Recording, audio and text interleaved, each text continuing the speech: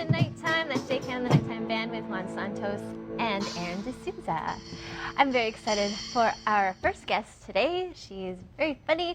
Let's give a huge round of applause to Sarah Ashby.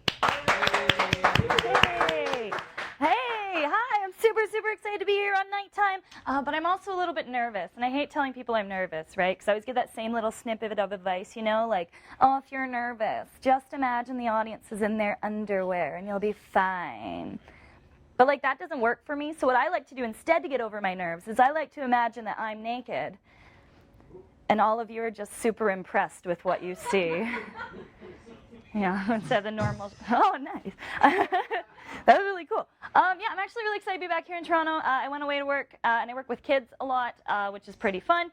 But I teach science to kids normally, which can be a little bit of a struggle sometimes. I recently had the joy of teaching a group of 13-year-olds. Yeah, and I'm scared of 13-year-olds and their confidence, so it was a time and a half.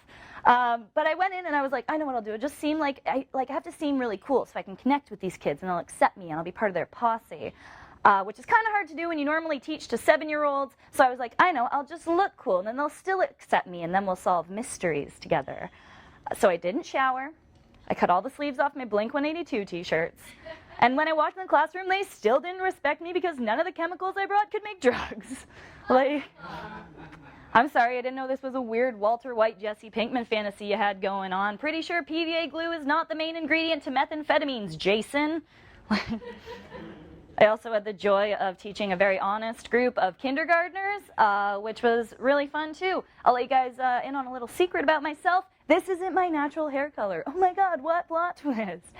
Your eyebrows don't grow in that way? No, they're drawn on very poorly. So I went in this classroom, and my roots were ablazing. Another fact about my roots come in blonde because I have very natural light hair. So when my hair comes in, it looks like it's thinning.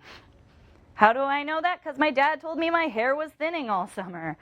So I walk in this classroom, roots ablazing, and the first thing that happens is a little 5-year-old boy points to me and goes, "You're bald." Yeah, and I was like, no, see, when you get older, sometimes you use chemicals to change your outsides because you can't change your insides. But it was too late because by the time I'd fully explained myself, all the children collectively were just going, bald, bald, bald, bald, bald, bald. So I'm really excited for the school year to start up. It's actually going to be a nice change of pace. I went back to London, Ontario, which is a fun time, but London's a very interesting town because it's a club town. And I don't know if you can tell by my cardigan, but I'm not a club kind of gal. But my sister really is, so I was dragged out to a lot of them. I hate clubs, but I love pranks. So when we went to clubs, my sister would be having fun with her friends, and I would just be ruining that fun so I could have fun by myself, you know? It was a good time. One of my favorite pranks to pull actually at clubs is if I'm sitting with a group of my friends and one of them leaves and someone comes over to ask where they went, I just go, "Oh, pooping." Just doing that thing. Another trick I like to do is I like to introduce myself and my friends as fictional characters. I was able to convince a group of gentlemen at 2 a.m. in a McDonald's that my sister's name was Squidward and mine was Mr. Krabs.